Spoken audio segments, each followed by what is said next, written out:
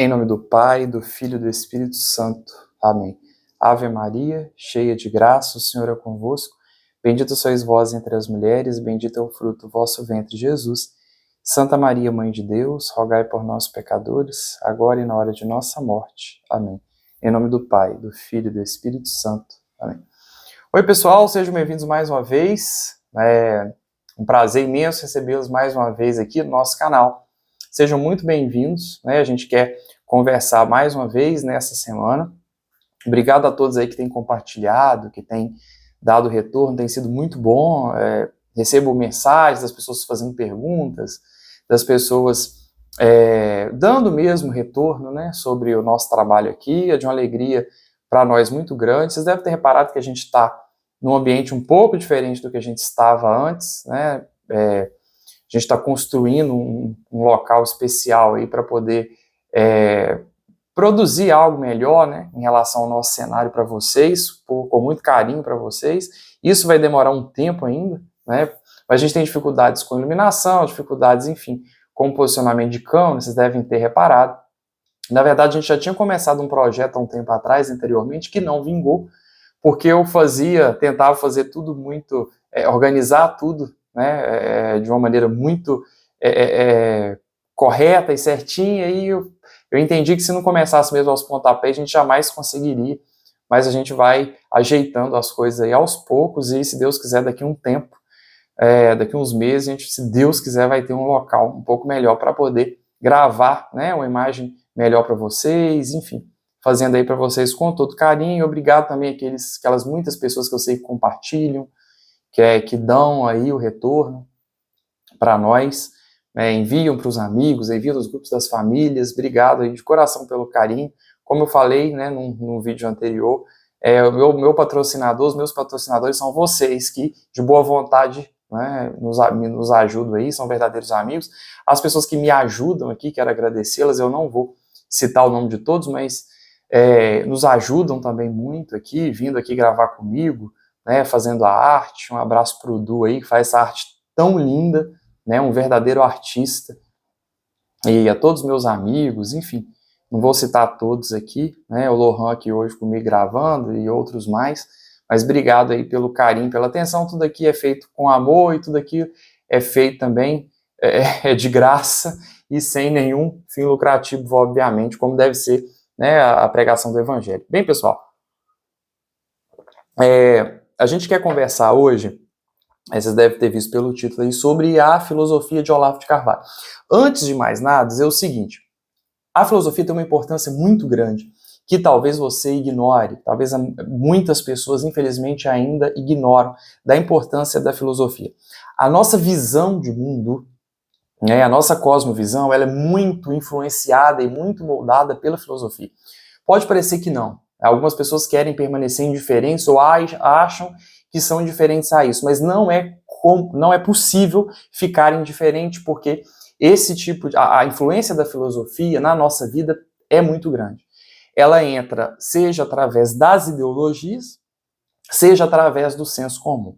Quando a gente nasce, o homem, vem o homem, enfim, lá no Homo sapiens, se a gente for considerar, né, não havia ali uma cosmovisão, mas essa cosmovisão, essa visão de mundo, os nossos conceitos, né, o espírito que guia o homem, digamos assim, o conjunto das leis, foi sendo construída ao longo do tempo, recebendo influências, né, da religião, influências da mística, influências da filosofia e assim sucessivamente. E nós temos o mundo na sua concepção que nós temos hoje, né?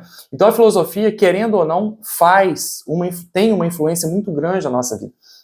Veja, por exemplo, a nossa visão muito materialista, né? Dando aí um exemplo. Flávio, eu não sou materialista.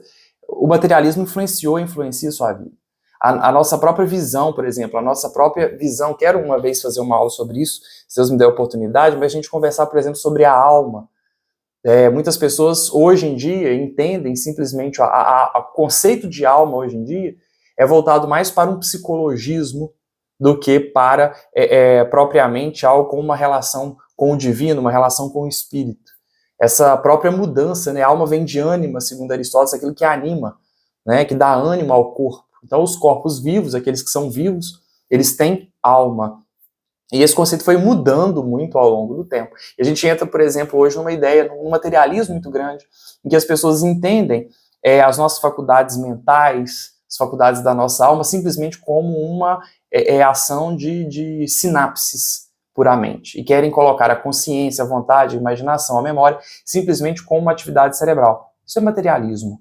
E querendo ou não, nós acabamos por ser impactados por esse tipo de pensamento e tantos outros pensamentos que modelam e trabalham muito a nossa visão. Então, às vezes a gente tem uma visão errada de mundo, porque a influência da má filosofia no mundo é muito grande. E isso por isso trazer este conteúdo aqui. A filosofia, uma má filosofia, ela pode destruir a vida das pessoas. A filosofia, o filósofo, eu sempre vi a filosofia, na verdade eu me distanciei da filosofia desde sempre, porque eu tinha medo, muitas vezes, por onde aquela maioria daqueles autores que a gente consumia na escola, o mal que aquilo fazia, e eu, graças a Deus, o Espírito Santo me indicava que aquilo não era bom e eu me afastava. Eu só vim me reconciliar, então, com a filosofia depois de conhecer o trabalho do professor Olavo de Carvalho, que eu vi que aquilo ali não me prejudicava, mas pelo contrário, me ajudava muito. E muitos autores, né, eu achei muito bizarro, por exemplo, quando eu fui a Paris esse ano e chegando visitando o túmulo de Sartre e da Simone de Beauvoir, que foram duas figuras muito maldosas, para dizer o mínimo, né, que aliciavam os alunos e fazia muita coisa errada com a filosofia chula, com erros e, para além disso, que destrói a alma humana. E lá homenagens, coraçõezinhos, pessoas que iam visitar, deixavam os tickets de ônibus, de carro, enfim, de carro não, mas de ônibus, das passagens que tinham, para demonstrar, né, como tinham se deslocado para poder visitar um lugar daquele. E a filosofia, o filósofo, ele, de certo modo, né, digamos de modo geral, muitas vezes ele é um feiticeiro, né, porque ele acaba trazendo a si ali algumas pessoas com alguns conceitos, algumas ideias, e aquilo acaba transformando a vida daquela pessoa. Um dos critérios para a gente saber se uma filosofia é verdadeira é justamente se aquela filosofia transformou verdadeiramente a vida daquele filósofo. Se ele tem uma filosofia e aquilo não transformou a sua vida, então essa filosofia ela não é verdadeira. Né? Existem outros critérios também para saber, porque a filosofia ela precisa de ter elementos autoevidentes e um discurso, dentro de um discurso que faça sentido, um discurso lógico, bem estruturado. E aquela realidade filosófica precisa transformar a vida daquele filósofo. Então, a filosofia de Sartre e de Simone de Beauvoir tem muito a ver com o tipo de vida, por exemplo, que eles levavam. E muitas pessoas, já vi muitas pessoas perderem a alma por causa disso. Algumas pessoas, inclusive, vêm até mim e falam, eu não gosto de estudar filosofia porque isso faz mal para a minha fé e etc. Na verdade, estudar os maus autores de um modo errado faz muito mal. Mas estudar do modo correto, pelo contrário, faz muito bem. Né? E neste intuito, né, apresentar aqui o trabalho do professor Olavo de Carvalho como um chão seguro. Né? E aí, falando de mim, né, da minha relação com a obra dele, eu conheci a obra dele no final do ano de 2018, aproximadamente ali, em 2018. E aí foi muito engraçado, eu conto como, engraçado não, né, curioso, né, acreditem vocês ou não, eu não conhecia o trabalho dele, mal tinha ouvido falar, na verdade. E aí eu fui numa missa, e aí na hora da consagração, senti muito forte no meu coração, o Senhor me pediu que estudasse a obra, que eu lesse Jardim das Aflições, na verdade. Eu comecei a ler, eu achei aquilo super estranho e curioso, como eu falei, eu sempre tive muito medo dos filósofos, porque de um modo geral, eu comecei a estudar a obra dele mas com os dois pés atrás. A única memória que eu tinha do Olavo de Carvalho é de uma professora minha que tinha falado mal dele, mas assim, algo muito, eu não sabia direito do que se tratava. Em 2018 ele não tinha tido ainda tanta exposição, né? Pela questão política, acabou tendo muita exposição, mas não tinha tanta exposição quando ganhou de 2018 para frente. Eu comecei a estudar, eu li o Jardim das Aflições um pouco ainda com medo, né, um certo receio para onde aquilo poderia me levar, se aquilo ia me fazer mal, porque se começasse a me fazer mal eu ia correr daquilo, certamente. E porque muitas vezes o objetivo de alguns filósofos não é chegar à verdade. Na verdade, hoje em dia você nem tem filósofo que defenda a existência de uma verdade, mas ele quer simplesmente discípulos e asseclas para poder dissipar o seu conteúdo, né? Naquilo que eles acreditam, né? E aí eu li O Jardim das Aflições, e sinceramente foi o melhor livro não religioso, religioso, que eu já li na minha vida. É considerado a obra-prima dele. Eu tenho O Jardim aqui, né? E daí para lá eu não parei de ler.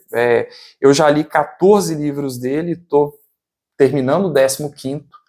Ainda é muito pouco se você comparar do lado, aí são os livros, as obras que eu já comprei, mas que eu ainda não li, né? Eu leio de pouco a pouco, não tenho tanto tempo para ler assim. E associado aí já vi bastante aulas, cursos avulsos na internet. A maior parte do trabalho dele é a transmissão oral, e muitos dos seus livros, na verdade, são aulas transcritas. Você tem uma linguagem bastante acessível, porque, como ele mesmo dizia, o objetivo dele é se comunicar, e ele fez isso muito bem, né? Então, assim, é uma leitura mais fácil, apesar, né, dentro da realidade, é fácil dentro da realidade de filosofia ser fácil, né? Porque você tem muitos conceitos, enfim, que você precisa ter para bem conhecer a obra dele. E aí o Jardim das Aflições é a obra-prima, né? É interessante porque ele começa o Jardim das Aflições são, na verdade, 3 jardins. O Olavo tem uma experiência ali no encontro, no MASP, com Mota Peçanha, um palestrante. E aí, nessa palestra, esse homem joga um tanto de mentira, de distorção, e ele percebe aquilo, ele fica encucado com aquilo, começa a refletir. Naquele momento ali, o Brasil estava sendo preparado para a ascensão para a vinda do comunismo para cá, como, na verdade, né, o socialismo, o comunismo, acabaram tomando conta do Brasil mesmo, depois da vitória duas vitórias do Lula, depois da Dilma, e agora esse retorno do Lula de novo. E aí você tem ele mostrando, né, começa lá no Jardim de Epicuro, que foi uma das bases para o trabalho do Karl Marx, né, quando ele vai estruturar então a sua obra, né? O Jardim de Epicuro, as pessoas defendiam que as pessoas seriam um lugar ideal, em que as pessoas iam para lá para ter o contato com Deus, e seria um mundo perfeito. Daí essa ideia do mundo perfeito que o socialismo prega, né? Essa tentativa de fazer um mundo melhor que nunca chega. Na verdade, eles só conseguem destruir esse mesmo mundo. E aí depois ele fala do Jardim do Éden, daquela grande mentira, né, que o demônio contou para Eva, né, e para Adão, e eles caíram nessa mentira, pecando. E depois o Jardim das Oliveiras, que é o Jardim das Aflições, onde o nosso Senhor Jesus Cristo coloca nas suas próprias costas os nossos pecados para salvar, né, a humanidade. E o ápice, né, dessa obra, para mim, um dos momentos assim, mais fantásticos, na verdade eu li esse livro, eu tinha muitas dúvidas na questão filosófica em relação a algumas questões, e foi interessante como ler esse livro respondeu a questões que eu trazia, questionamentos que eu tinha comigo desde há muito tempo, né, verdadeiros fantasmas que me perturbavam. E depois eu tive, né, ele fez a exposição sobre essas questões, como a questão do determinismo, né, em detrimento sobre a não existência de Deus, de acordo com o determinismo, e a não existência de Deus em relação ao princípio da incerteza. E é muito interessante porque ele fala, primeiro, no determinismo, o universo tem leis fixas, então se tem leis fixas, não há necessidade da existência de um Deus. E aí depois conseguiram provar que aquilo era tudo mentira, que na verdade há o princípio de incerteza, em que não é possível provar, né, saber, prever a posição de um átomo. Então, na verdade, o universo não tem regras fixas, então, por não ter regras fixas, então Deus também não existe.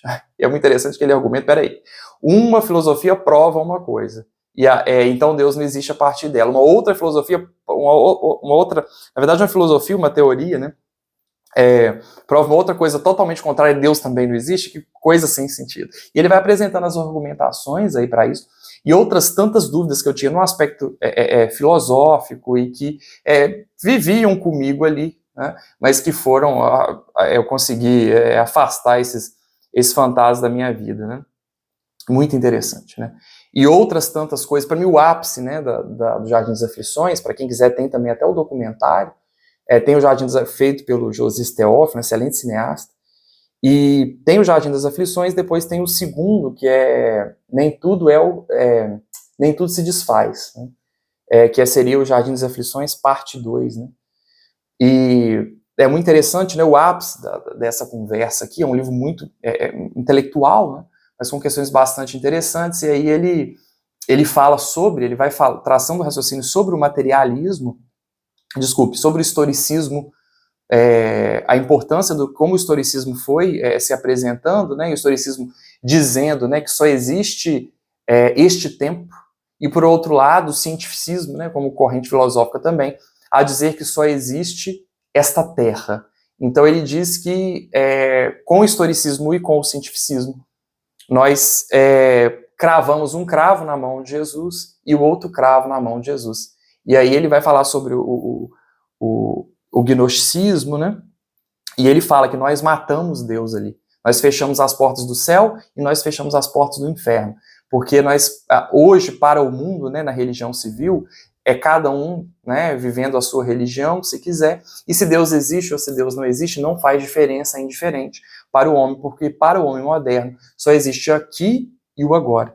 E as consequências dessa atitude, a filosofia toda caminhou nesse sentido, e devido a essa atitude, as consequências para a humanidade são terríveis. Então nós matamos Deus. É isso que ele fala sobre a questão do Jardim das Aflições. Para mim, o ápice é a parte mais bonita e mais interessante da obra, em que ele vai falando, né, e desconstruindo também o historicismo e o cientificismo como filosofias, né, e falando que nós matamos Deus, nós viramos as costas para Deus, nós ficamos indiferentes a Deus, né, nesse rumo em que a filosofia foi tomando, né, e aí tanto o crescimento de ateísmo e do materialismo, né, mundo afora. Então a obra fantástica, é o Jardim das Aflições. Quem tiver a oportunidade de ler, né, é um livro bastante grande, mas que vale muito a pena. Então, de tudo isso, o que dizer aqui? É uma filosofia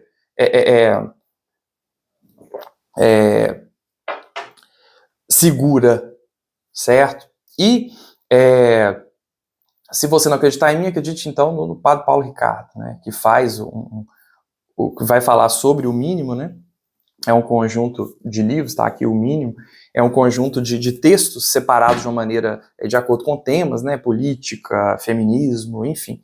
O mínimo que você precisa saber para não ser um idiota, e que o Padre Paulo Ricardo vai falar sobre que confiaria, né, a educação dos dos sobrinhos dele ao professor Olavo de Carvalho, mas não confiaria a uma escola católica. Eu diria a mesma coisa, eu estudei num colégio católico e, sinceramente, não perdi a minha alma com muito do que se ensinava ali, porque Deus foi bom comigo, eu me afastava desse tipo de coisa. Mas você tinha professores que eram ateus e aí tentavam descer aquilo ali garganta abaixo, apesar da gente não, muitas vezes eu, pelo menos, não concordar com aquilo que era dito e não aceitar na minha vida esse tipo de influência, porque graças a Deus sempre tive fé em Deus e eu nunca quis e nunca abriria mão, né, daquilo, porque para mim a verdade acima de tudo. Não é filosofia, a verdade é Jesus, né? E aí, a obra é imensa, tá? Imensa. Ele fundou, né? Eu vou falando aos poucos aqui, mas a tradução oral dele, né? A transmissão, desculpe, oral, ela é imensa. A filosofia dele é imensa. O objetivo hoje aqui é a gente conversar um pouco sobre a filosofia dele, não abarcar a obra, isso seria impossível. Eu precisaria de 10 anos, um período integral, para viver só disso, para poder falar mais sobre, para poder entender melhor a obra, enfim, para tentar abarcar a obra dele, é muito vasta, homem que estudou muito, né? E aí, dizer, né, o seguinte, como eu coloquei aqui, né, Olavo de Carvalho não era um cordeiro, Olavo de Carvalho não era um lobo, mas Olavo de Carvalho era, na verdade, uma águia, né? Um homem muito esperto, né? Muito inteligente, de uma sabedoria muito grande, né? E que sabia o que estava fazendo e que tinha um propósito para a própria vida. E ele sempre falava que uma das coisas que mais o incomodava era a ausência de sentido na vida das pessoas, e ele trabalha muito em intenção disso. Uma coisa que ele influencia, quando eu digo para vocês que é uma filosofia segura, né, tem um dos documentários, né, Olavo de Carvalho, o filme, um documentário que foi feito sobre a vida dele, que perguntam para ele assim, qual é a importância do catolicismo, a influência do catolicismo na sua obra. Ele fala assim, olha, o catolicismo é influência? O catolicismo é o chão que eu piso. Certo? Daí porque o catolicismo para ele era a realidade, né? Como ele vai defender, ele defende muito, fala muito sobre, trabalhava, né, a filosofia realística, por causa da influência que ele tinha de Aristóteles. Ele vai dizer que o catolicismo, né, Jesus Cristo é a verdade, e é a partir disso que Jesus era, enfim, a verdade, como eu dizia. E aí, o catolicismo, para ele, é o chão que ele pisa. Né? A filosofia dele tem uma influência. Isso é para dizer, né, que a influência do catolicismo na filosofia dele era absurda. Então, a filosofia é segura. Se você quiser estudar filosofia, se você quiser ir por este caminho, né, ou saber pelo menos alguma coisa nesse assunto, para que não te enganem por aí, né, a filosofia de Olavo de Carvalho é uma filosofia segura, certo? E isso é importante a gente dizer. Bem, uma das coisas que ele apresentava, né, que é bastante interessante, que ele dizia, era sobre a questão do rastreio das ideias, em que as pessoas pensam que pensam as coisas por elas próprias. Mas, na verdade, a quantidade de coisas que nós pensamos por conta própria é infinitamente pequena, a não ser que você seja um grande filósofo, né? Não é a condição da maioria das pessoas. Então, a gente recebe influência, a gente não sabe muitas vezes de onde veio. E uma das coisas importantes é a gente saber por que a gente pensa daquele modo. De onde veio, então, essa influência, porque a gente não nasceu com ela. Então, muito cuidado quando você achar que esse tipo de pensamento ou aquele que você tem por conta própria, porque muitas vezes isso vem de uma influência, e às vezes você não consegue nem saber de onde vem. Então, tente fazer o rastreio das suas crenças. Por que você acredita assim? Por que você pensa dessa maneira? Onde foi que você recebeu essa influência? Foi na escola? Foi estudando essa ou aquela disciplina? Foi na religião? Foi com o seu padre, o seu pastor? Quem te ensinou? Foi o seu pai, a sua mãe? De onde vem essa ideia que você tem? Isso é uma coisa que ele estimulava muito, com o objetivo de nós sabermos de onde cargas d'água vieram as nossas crenças. Né? Se a gente não sabe isso, né, a gente sabe nada sobre nós mesmos. E aí, né, o Olavo de Carvalho nasceu em 29 de abril de 1947 e em 24 de janeiro de 2022. Infelizmente, ele faleceu. Só para dizer, eu não estou apresentando o Olavo de Carvalho aqui como um santo, não estou apresentando o Olavo de Carvalho aqui como um guia religioso, estou apresentando o Olavo de Carvalho como um filósofo, certo? Com uma filosofia segura. Então, não é o objetivo aqui, não sei como ele era, eu tinha até o projeto de ir até os Estados Unidos, queria conhecer, tinha até visto, mas infelizmente ele morreu antes que eu pudesse fazê-lo. Então, não sei como era, as pessoas que conviviam com ele falavam muito bem dele, como uma pessoa muito tranquila, muito calma, enfim, que aceitava as coisas com uma tranquilidade muito grande, mesmo as notícias mais duras e mais difíceis, o que era muito próprio dele, porque devido à própria filosofia que ele defendia, né, que ele acreditava, que era a defesa da realidade, né, em que Deus fala através da realidade, que Deus é a unidade do real, e sendo essa unidade do real, tudo aquilo que acontece na realidade, né, vem então de Deus. Bem, e aí tem a questão de toda a polêmica, ele era um polemista, ele fumava, ele xingava, e as pessoas sem conhecer nada da obra, sem ter lido nenhum livro, vêm dizer e vão se escandalizar porque tem no canal um livro, um vídeo sobre o Olavo de Carvalho, e aí Vinícius, que é isso, tá confundindo as coisas, e o Olavo fumava, ele xingava, como assim? Gente, olha só, como eu falei, não estou defendendo como um exemplo de santidade, eu não gosto de xingar, e eu também sou contra o tabagismo, mas uma coisa é uma coisa, outra coisa é outra coisa. Diz Aristóteles que uma das coisas mais fundamentais, mais importantes, para nós compreendermos a realidade é o senso de proporções. Aí eu te pergunto, você prefere ser amigo de quem? De um homem que fuma e que xinga, ou de um homem que defende o aborto e defende o genocídio, por exemplo? O patrão da educação brasileira, senhor Paulo Freire, que é defendido de maneira absurda por muita gente, era a favor do genocídio, sim, de matar muitas pessoas se necessário fosse, para fazer a revolução. Era a favor, o senhor Paulo Freire também, de usar a educação como um instrumento de revolução. Como pedagogo, Paulo Freire foi um excelente comunista. Então, o que você prefere? Certo? Esse senso de proporções que é extremamente importante para que a gente possa compreender a realidade dos fatos, de quem é uma pessoa de verdade. Não sou a favor de fumar e nem de xingar. Que isso fique muito claro. Vocês não vão me ver fazendo isso, tá certo? Não vão me ver com charuto aqui fumando, não vão ver. Entretanto, o trabalho do homem é fantástico, né? Ele tinha uma responsabilidade absurda em relação àquilo que ele estava fazendo e para onde essa filosofia poderia levar, certo? Para dizer, se vocês não acreditam em mim, a quantidade de testemunhos que existem de pessoas que se converteram ao catolicismo depois do contato com a filosofia dele, de pessoas que melhoraram de vida depois do contato com essa mesma filosofia, é muito grande. Pessoas que eram protestantes e viraram católicas, pessoas que sempre foram, que eram ateus e aí passaram, conheço, né, pessoas que não acreditavam em Deus e tiveram contato com a filosofia dele e mudaram, então, de vida, porque o Olavo ia muito atrás, para ele, né, o mais importante da filosofia dele era justamente a defesa da verdade. Ele ia, né, de maneira independente, né, ele sempre dizia, a verdade é sua amiga. Primeiramente, que ter um filósofo, hoje em dia, que defenda a verdade é algo extremamente raro, certo? Na verdade, não deve, eu não tenho notícia, na atualidade. Né, a ditadura do relativismo contra o qual ele lutou muito, né, é muito grande, né? Hoje em dia a influência é muito grande e isso faz as pessoas ficarem, na verdade, mais loucas ainda. Então, por favor, senso de proporções, entendam o meu objetivo aqui, né? Não é de canonizar Olavo de Carvalho, pelo contrário, mas dizer que a filosofia dele, pelo menos para mim, fez muito bem e eu acredito que pode fazer bem para você também. Não me converti depois de entrar em contato com a filosofia dele, obviamente não, graças a Deus sempre fui católico. Entretanto, eu posso dizer que eu sou mais católico depois de ter conhecido o trabalho dele. Até pelas considerações que ele faz no âmbito da história, né, de toda as falácias, mentiras que são ditas na escola contra a Igreja Católica. Como ele mesmo dizia, né, não há uma campanha difamatória maior em toda a história da humanidade do que a da Igreja Católica. E não há uma coisa que funciona muito bem, é falar mal dos outros, né? A igreja só está, eu tenho certeza disso, a igreja só está em pé por causa da ação do Espírito Santo. Não fosse, não estaria em pé. Porque o que falaram mal da Igreja Católica e falam mal da Igreja Católica desde sempre é uma coisa absurda. Ninguém sofreu mais, instituição nenhuma sofreu mais do que a Igreja Católica.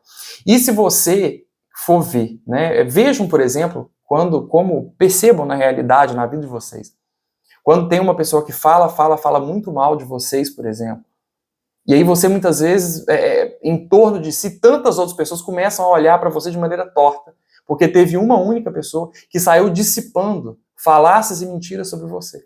E as pessoas passam a não gostar de você, sem ter te conhecido, sem ter te dado a oportunidade de saber quem você é de verdade, porque falaram mal de você. Então, ele traz, né, muito da Igreja Católica, e aí a gente consegue ver e perceber, e trazendo referências e livros, sobre as muitas mentiras que na escola, né, são trabalhadas, interpretações totalmente aleatórias, falsas, mentirosas, sobre a Igreja Católica. Né? O Olavo de Carvalho, no início da sua vida, ele entrou para o comunismo, mas viu que aquilo ali era furada, e saiu, né, correu daquilo ali também.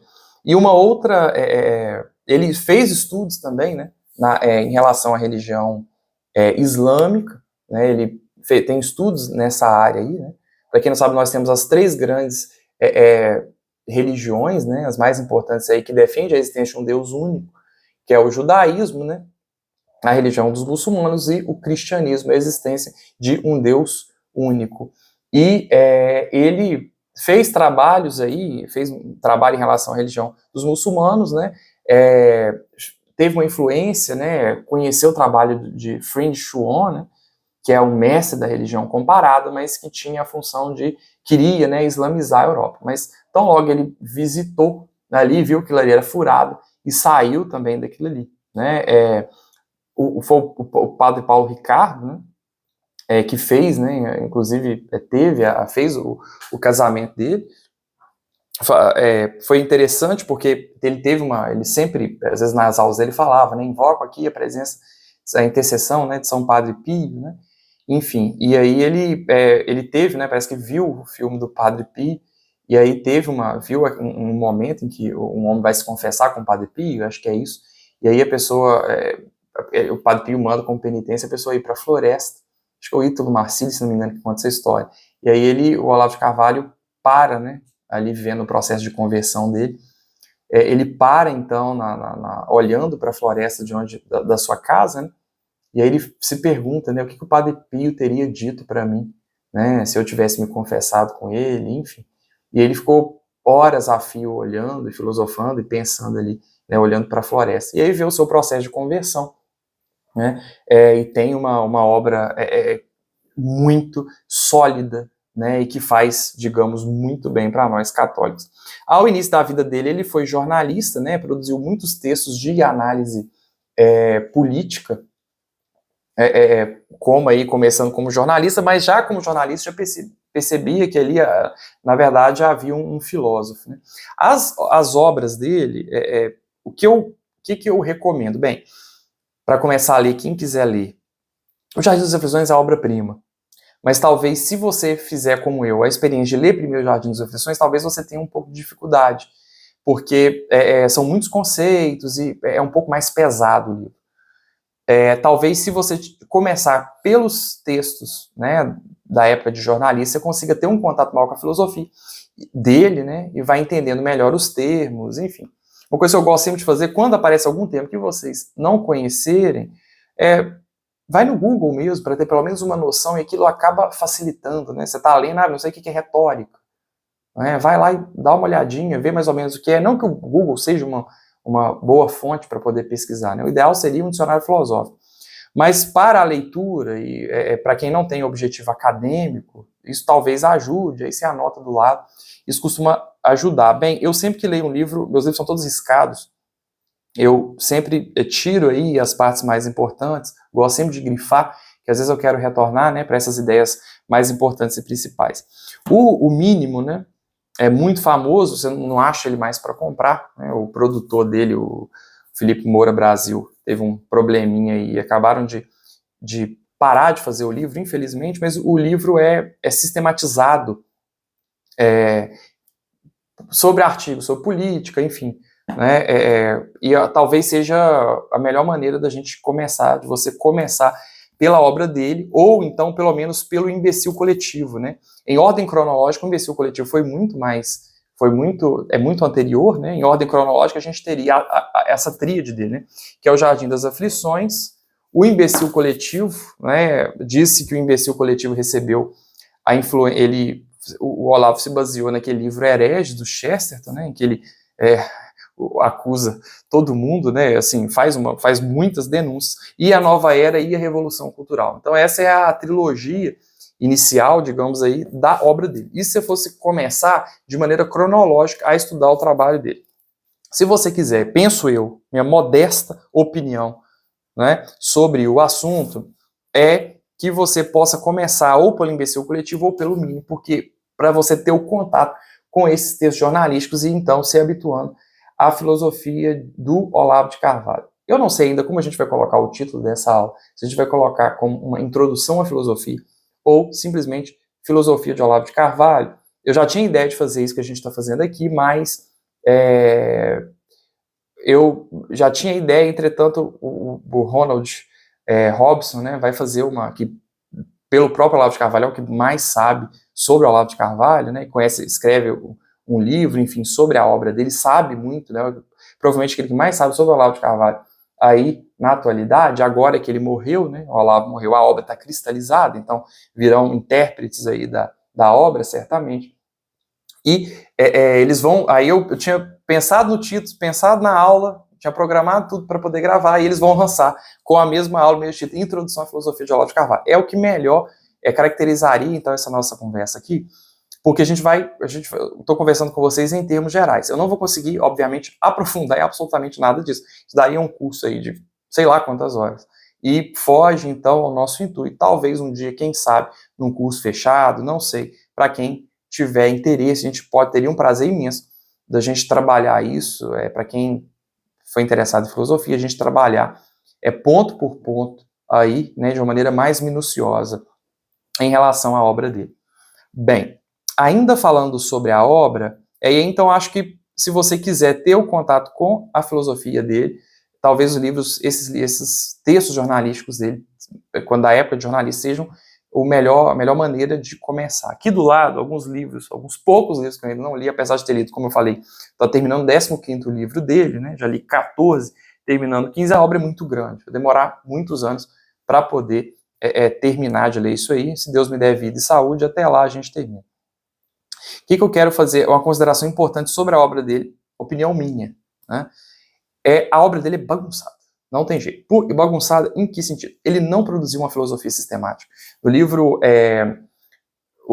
A Filosofia em Seu Inverso, ele fala muito, explica muito por que fez isso. Ele falou que ele não tinha capacidade de fazer uma filosofia sistemática. O que é uma filosofia sistemática? Como a filosofia de São Tomás de Aquino. São Tomás de Aquino pega lá um tema e aí faz ali na Suma, por exemplo, né, falar existência de Deus. Aí ele começa a discorrer sobre a existência de Deus. E vai discorrendo sobre os assuntos de uma maneira organizada e sistemática. Aqui não tem nada disso. Por quê? Porque ele era a favor da filosofia realística, ele dizia que o sistema do mundo estava no próprio mundo.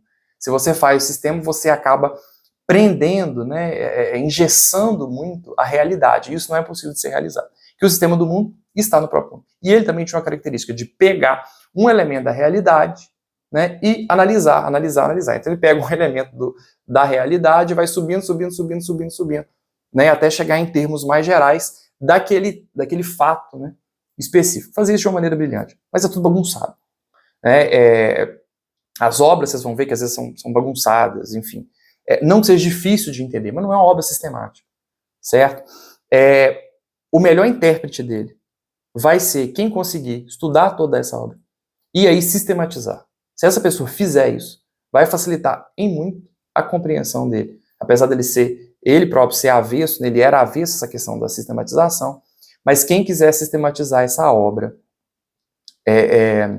quem conseguir sistematizar aí, né, tal qual a possibilidade, né, da obra, vai sair na frente e vai ajudar muito na interpretação da obra dele. Prova de que isso é verdade é o sucesso do Imbecil do Mínimo, né, que é uma sistematização, né, mínima, né, porque colocou ali os vários temas, política, enfim, como eu já falei, os artigos de maneira organizada, esses artigos estavam bagunçados, né, soltos, estão todos na internet, soltos aleatoriamente na internet, mas o Felipe Moura Brasil conseguiu sistematizar, ele conseguiu ver isso, e é simples de ver se alguém conseguir traçar uma espinha dorsal em relação aos principais conteúdos filosóficos dele. Epistemologia, gosto muito do trabalho dele de epistemologia, é a parte que eu mais gosto, na verdade, que eu mais me interesso. Inclusive tem uma aula que eu faço uma relação aí de medicina com a epistemologia, tá guardado, não sei o que eu vou fazer com isso ainda, mas já fiz. E eu já escrevi um artigo, inclusive, um capítulo de um livro, na verdade, misturando, então, aí a questão da fenomenologia, que ele trabalha em Edmund de Husserl, juntamente com a medicina baseada em evidências. Mas é algo muito específico, também não cabe aqui, não sei o que farei com isso. Mas a gente tem, então, uma filosofia, como eu falei, bagunçada. Se alguém conseguir pegar os principais temas que ele trabalhou, né, e aí conseguir traçar uma espinha dorsal da filosofia dele, esse alguém já está na frente e vai ser o maior intérprete, o melhor intérprete da obra dele e vai nos ajudar, né, aí na propagação do trabalho dele para quem foi incumbido de fazer isso. Faço isso hoje também como uma espécie de tributo ao trabalho fantástico, trabalho maravilhoso dele, que, como eu falei, me ajudou muito. Bem, o Olavo era um leitor multilíngue, né, como se sabe, e defendia a utilização do grego ao invés do alemão, como tem sido feito de maneira mais frequente, para a filosofia, que essa ideia é muito engraçada, porque quando perguntam para ele se a filosofia, se ele achava que, vontade de rir, gente, se ele não deveria utilizar, Olavo, não deve se utilizar o alemão para a filosofia, ele falou, meu filho, alemão é língua de fazer macumba na floresta, né? É língua de fazer macumba na floresta, não é língua de filosofar. A fonética, né, do alemão ela é muito estranha, né? E apesar de ser um idioma bastante profundo, né, com uma riqueza muito grande, muito mais rico do que o português, por exemplo, né, o Olavo tinha uma influência a maior influência dele era Aristóteles, né, certamente, e acreditava, né, para ele, Aristóteles era a filosofia, era Aristóteles, o resto era só nota de rodapés. Realmente o trabalho de Aristóteles é fantástico, né? Não tem nem o que se dizer em relação a isso. Então, ele defende, então, né, tem uma influência muito grande da antiguidade grega, aí, né, da filosofia grega, na sua obra. Ele sabe a obra do Aristóteles decorada, né, como ele mesmo dizia, ele dizia que estudou, né, Aristóteles demorou uns 10 anos dando Aristóteles. Como ele conta que lia o primeiro parágrafo num dia e meditava o dia inteiro sobre aquilo. No outro dia ele lia o primeiro e o segundo parágrafo e meditava sobre aquilo. No terceiro dia ele lia o primeiro, o segundo, o terceiro parágrafo e meditava sobre aquilo. Quando chegava no fim do livro, obviamente ele já sabia a obra decorada, ele já sabia, né, a obra dele certamente decorada. Ele não fez filosofia, era um autodidata, graças a Deus ele escapou da escola, né, porque a influência da escola, né, é complicada. Eu não me perdi na escola porque Deus segurou na minha mão, mas a influência é muito ruim, né, num país que tem Paulo Freire como patrão da educação. Não tem como dar certo, não tem como a educação funcionar, ponto. E aí ele até chegou a fazer filosofia, cursar filosofia, ele é muito criticado por causa disso, né, mas quanto mais alta atividade intelectual, menor a necessidade de um diploma, né? Quanta gente por aí afora com tantos diplomas que não sabe absolutamente nada, né? E ele estudou 3 anos com o padre Stanislau. O padre Stanislau foi um padre enviado pelo Papa João Paulo II para o Brasil para trabalhar aqui filosofia, né? Era um grande filósofo. E aí, só que com 3 anos, então, o objetivo do Papa João Paulo II era combater o comunismo. A inteligência de João Paulo II, né? Mandar e enviando aí, né? Enviou o Papa para um padre para cá, um grande filósofo para cá, para poder combater mesmo o comunismo, e através da filosofia, do estudo da filosofia, né? Grande São João Paulo II, né? E fez aí esse trabalho, mas o padre morreu em determinado momento. O Olavo conta que chegou para ele com um trabalho sobre o Mário Ferreira dos Santos, né? Um filósofo brasileiro. Tem inclusive a obra dele aqui, né? O Mário Ferreira dos Santos, né? Ele faz uma introdução da obra do Mário, para ele era o maior filósofo brasileiro, e ele faz um trabalho sobre a obra do Mário e chega para ele. O padre Stanislau lê a obra e fala assim: esse aqui é o seu trabalho de conclusão de curso, agora vamos começar do começo. Então já estava mais do que preparado, já era, né, filósofo, né, autodidata, né, e, enfim, é engraçado que a Universidade Brasileira não consegue formar um único filósofo, né, hoje em dia, né, filósofo, não sei como, algumas pessoas podem entender um filósofo como simplesmente quem tem cultura filosófica, mas um filósofo de verdade, ele precisa saber, né, pelo menos 24 séculos, né, de tradição filosófica, pelo menos nos principais assuntos de filosofia, que sejam epistemologia, metafísica, né, política e assim sucessivamente. E,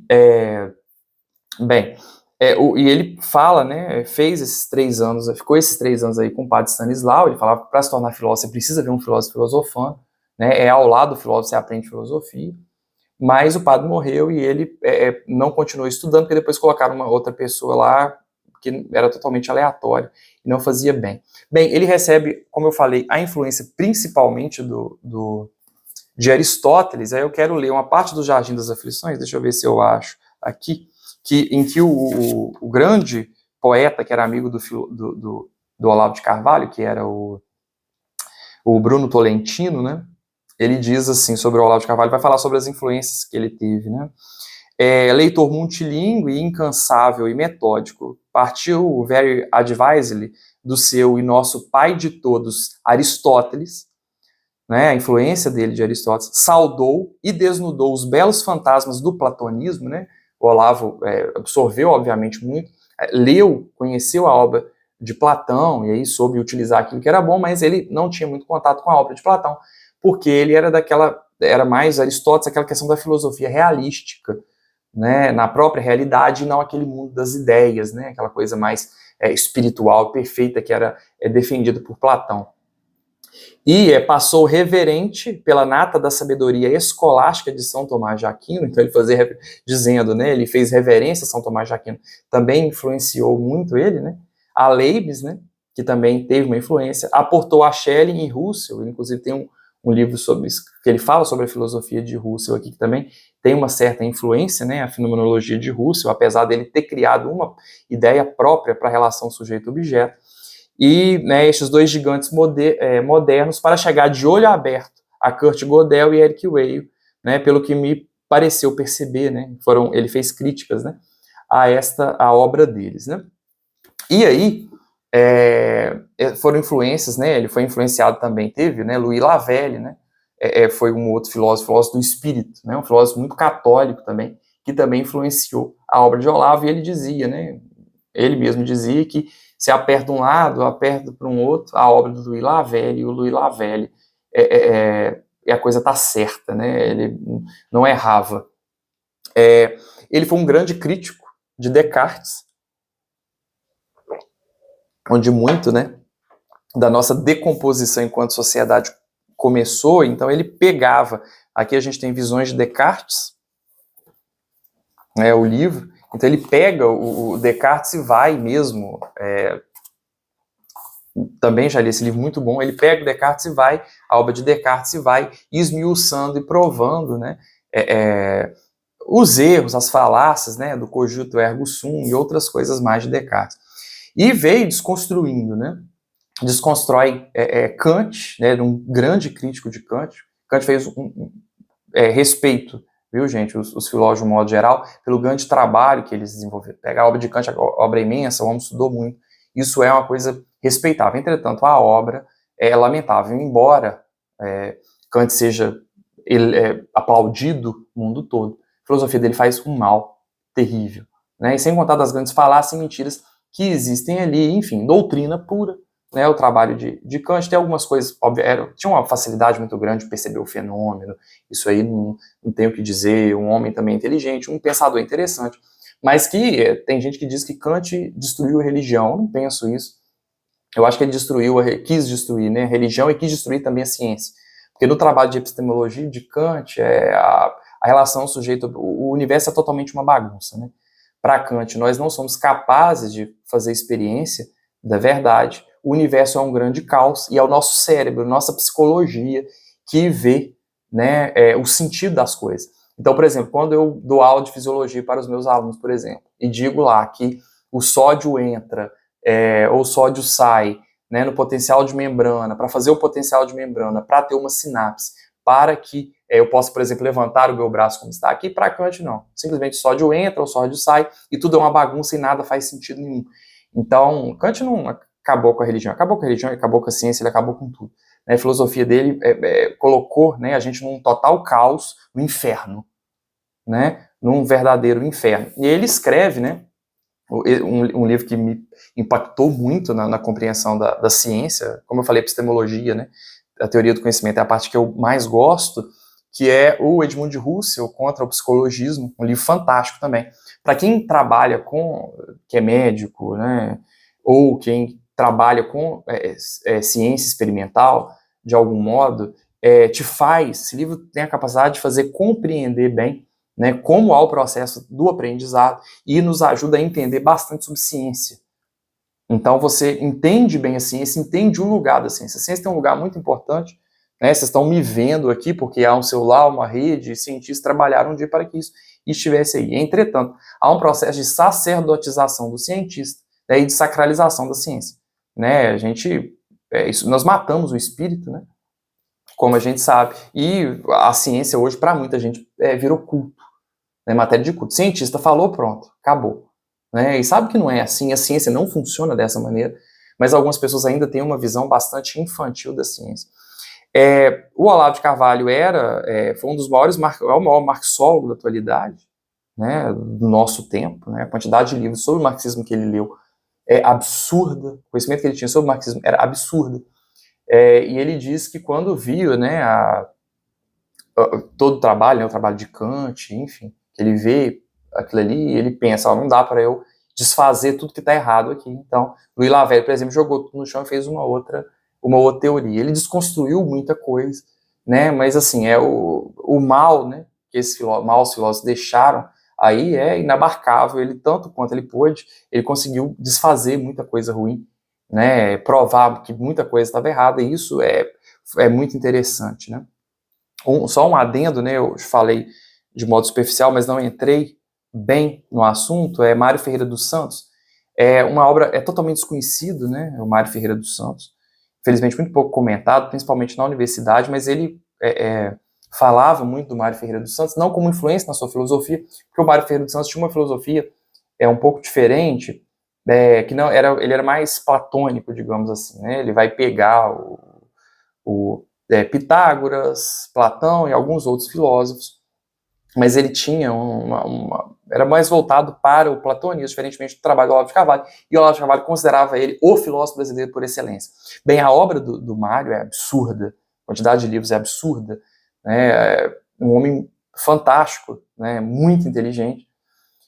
Entretanto, não exerceu influência, né? E se por um lado o Olavo considerava o Mário Ferreira dos Santos maior do que ele, em questão de influência, o Olavo de Carvalho, a influência dele no Brasil, né, é muito, muito, muito maior do que o trabalho do Mário Ferreira dos Santos, embora seja um trabalho que deva ser visto, né? Que deve ser estudado, deve ser visto, que é o trabalho do Mário Ferreira dos Santos, em que ele não escreve filosofia, mas a filosofia das filosofias. Ele trata uma espinha dorsal aí dos principais temas, né? Ele traça uma espinha dorsal, né? Uma ontologia, juntando todas as filosofias positivas, né? Do nada, nada pode haver. E aí ele vai traçando aí uma filosofia positiva, uma filosofia voltada para que alguma coisa há, né? Para nós católicos, como por exemplo a gente sabe, Deus, do princípio era Deus, né? Era o ser. A gente já falou nisso sobre a aula. Deus existe, né? E aí ele faz uma obra fantástica, uma obra maravilhosa, que o Olavo de Carvalho elege como aí o maior filósofo brasileiro. Mas se a gente for considerar em ciência, o Olavo de Carvalho foi maior do que o Mário Ferreira dos Santos. E aí, pessoal, ele teve muitas contribuições em metafísica, epistemologia, política, né? Chama atenção a quantidade de profecias do Olavo de Carvalho, né? Profecias entre aspas, que ele acertou, né? Como ele mesmo trabalhava, dizia que existem 3 tipos de profetas, né? Aqueles que, no caso dele, né, que conhecendo história, sabendo sobre história, né, sabendo sobre ciência, conseguem antever aquilo que vai acontecer, né, e também aquele da filosofia autorrealizável, que ele fala alguma coisa e pelo poder e pela sua influência aquilo acaba acontecendo. Então, Olavo de Carvalho era filósofo nesses 2 aspectos, profeta nesses 2 aspectos, tanto no aspecto da influência que ele exercia e as coisas aconteciam, quanto por conhecer muito de história, muito de filosofia, ele conseguia antever o que ia acontecer muitas vezes, como anteveu, né, de maneira brilhante. Isso me chama a atenção que diversas vezes, lendo principalmente essa trilogia inicial, mas outros livros também, uma vez eu li o Nova Era e Revolução Cultural, eu falei, gente, mas esse livro não é de 1993, eu precisei vir aqui no início para poder ter certeza que o livro era dos anos 90, porque parecia que tinha escrito ontem. Tamanha atualidade, né, e o profetismo, né, ele anteviu o que ia acontecer no Brasil, como o Jardim das Aflições, escrito lá nos anos 90, foi uma grande profecia de que o socialismo ia tomar conta do Brasil. Desde a queda do Muro de Berlim, né, o Olavo de Carvalho já falava que o comunismo ia tomar conta do mundo, ele estava em ascensão, como ele disse, e ninguém acreditou, porque o Muro de Berlim acabou, o socialismo acabou, e na verdade ele se transmutou numa outra coisa, né, o próprio Pedro Bial tem uma entrevista com ele que ele fala, né, que o socialismo estava crescendo no mundo, e o Pedro Bial, anos depois, o Pedro Bial não concordou, anos depois ele fez a mesma entrevista, e ele falou, ele estava certo, né, que antes de todo mundo, ele percebeu que o socialismo, né, estava em ascensão mundo afora.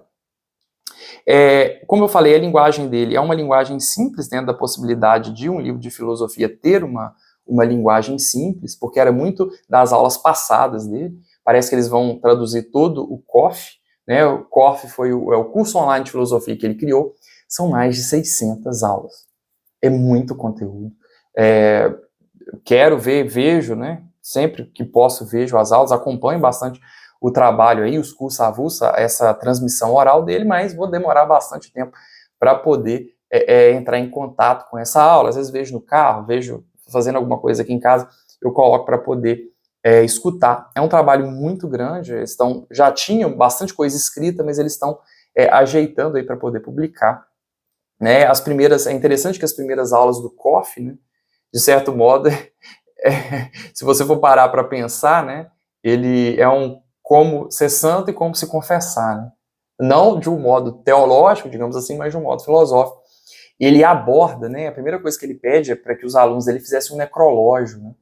E esse exercício do necrológio é bastante interessante, em que você deve escrever, né, em terceira pessoa, na verdade, escrever como uma outra pessoa, né, o seu melhor amigo, né, um discurso que o seu melhor amigo iria fazer no seu funeral. Então, pensa, se você quiser fazer, você pensa no seu melhor amigo aí agora. E aí pensa que você morreu. Né, morreu, não dá para você fazer mais nada, o que você fez, o que você não fez, acabou. E aí você vai fazer o seu necrológio, você vai escrever como se você fosse seu amigo, dizendo a pessoa que você era, quem você era, o que você fez na vida, descrevendo ali. Aquilo ali você vai descrever quem você quer ser, né, até o dia que você morrer. E aí você vai fazendo um exercício, eu poderia dizer, Vinícius, como se um meu melhor amigo fosse fazer o necrológio sobre mim, fosse escrever sobre mim, e etc. Aí como eu quero ser bem? O Vinícius quer o quê? Eu quero ser santo. Então eu vou, o Vinícius, não sei o quê, era um grande santo, um homem de Deus, não sei o quê. Nesse aspecto, né? Então tudo aquilo que você quer, que você mais almeja, que você mais sonha na sua vida, você vai escrever como se o seu melhor amigo estivesse escrevendo no fim da sua vida, né, depois que você morreu, né, no seu funeral, porque ali já não tem condição de você fazer mais nada. A partir disso, você tem uma referência daquilo que você quer se tornar e para onde você vai. Né? A partir disso, você consegue ter uma compreensão, né, daquilo que você precisa fazer para poder saber aonde você quer chegar. Isso é bastante interessante. E ele vai falar muito também nas primeiras aulas ali do COF, né, sobre o método confessional, né, principalmente a partir das Confissões de Santo Agostinho, em que ele fala que para a filosofia você precisa estar num constante processo de confissão, de confessar aquilo que você testemunhou. Né? E ele fala muito sobre essa necessidade da sinceridade para você chegar à verdade, ao conhecimento verdadeiro, né, através da filosofia. Você precisa ser primeiramente sincero com você mesmo, porque infelizmente muitas vezes nós não somos. Você precisa ser sincero com você mesmo, confessar aquilo que você viu na realidade, para que você possa fazer, então, a experiência da verdade. Bem, ele teve muitos alunos, né, e esses alunos têm uma influência bem grande na sociedade. Hoje foi aquilo que ele se propôs a fazer, né, ele não se propôs de modo nenhum, ele era avesso a fazer um mundo perfeito, um mundo melhor, mas conseguiu ensinar muita coisa para muita gente, e as pessoas fazem uma diferença muito grande na sociedade. Para ele, o conceito de filosofia era, na verdade, a busca do conhecimento, da unidade do conhecimento na unidade da consciência e vice-versa. Ele entendia que todo filósofo buscava justamente isso, conseguir abarcar todo o conhecimento dentro da consciência, e toda a consciência dentro de todo o conhecimento. E ele falava muito sobre a necessidade de tudo aquilo que a gente lê, daquilo que a gente conhece, daquilo que a gente faz experiência. A gente precisa unir tudo, né, no âmbito da nossa consciência. Então, todas as experiências que nós fizemos, nós precisamos colocar, né, dentro aí da nossa consciência.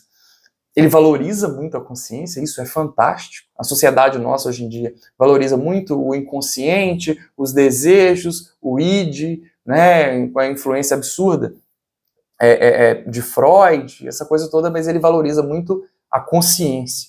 Isso é fundamental, isso é fantástico no nosso crescimento. Né? Ele diz que o que verdadeiramente vale, o que realmente é importante, é justamente a nossa consciência. Nesse sentido, ele tem um livro aqui que é a consciência de imortalidade, né? Bastante interessante, e vai falando sobre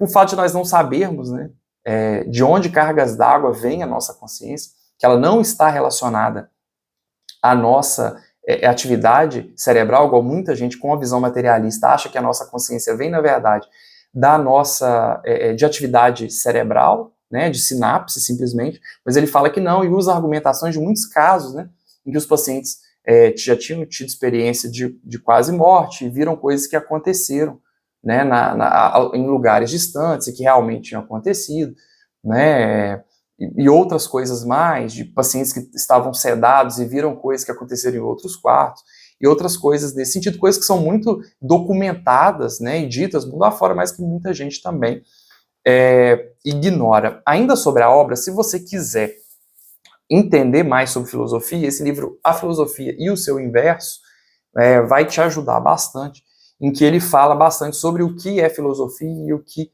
não é filosofia.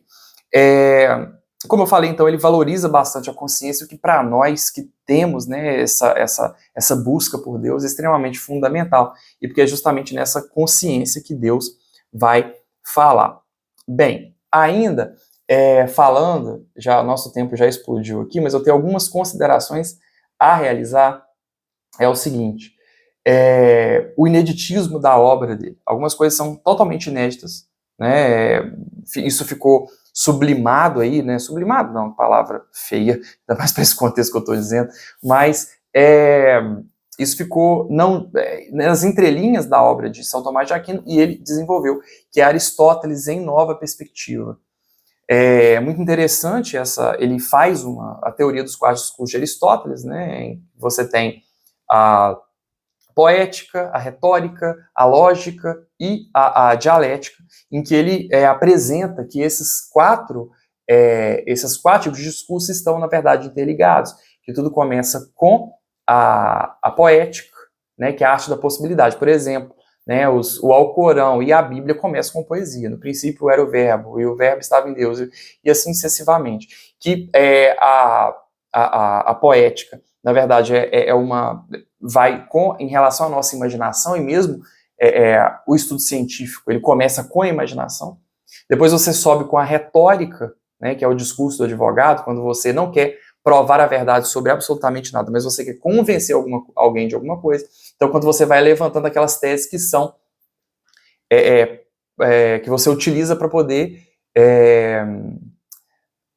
corroborar aquilo que você quer defender. Depois da confrontação dessas teses, a gente tem a dialética. Falamos um pouco da dialética em São Tomás de Aquino, né? E a gente faz uma dialética confrontando os prós e os contras de uma determinada tese. E o discurso do professor, que é a lógica, né? Depois que a gente faz essa confrontação, a gente faz um discurso lógico sobre uma determinada questão, ainda que a dialética seja a melhor maneira de se chegar à verdade. Isso é inédito, ninguém tinha dito isso, trabalhado isso, e é um trabalho fantástico. Uma outra coisa que eu quero chamar a atenção, que eu fiquei também muito assustado, no bom sentido da palavra, é esse livro aqui, que foi de 2001.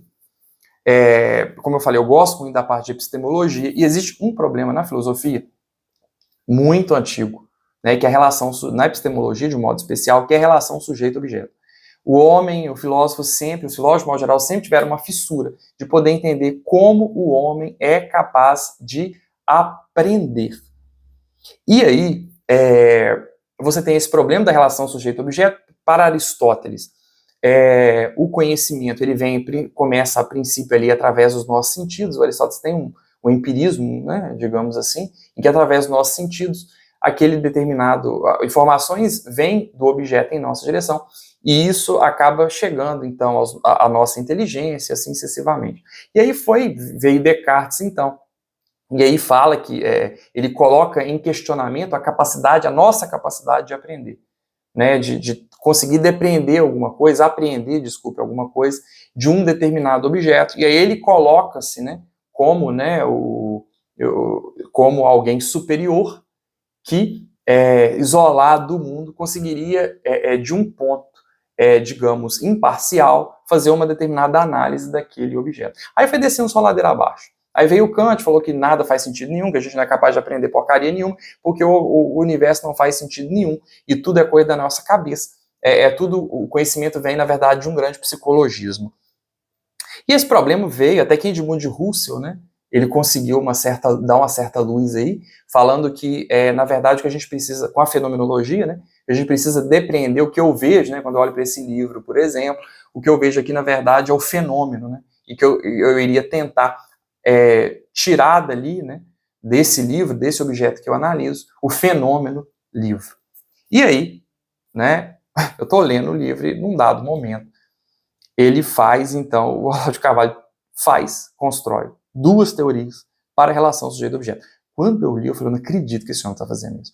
Então ele faz, então, duas teorias, que é a da contemplação amorosa, né, que é uma teoria também, eu não vou entrar nisso aqui, meu tempo já esgotou, mas da contemplação amorosa e da tríplice intuição, né? É a tríplice intuição originária, em que você tem a intuição do objeto, de que há o objeto, a intuição de que você está vendo aquele objeto e a intuição da luz, né? Ele vai destrinchando e mostrando aí, dando aí para nós essa teoria sobre como o homem consegue aprender. E ele é um defensor de que o homem é capaz do conhecimento, o homem é capaz de chegar à verdade.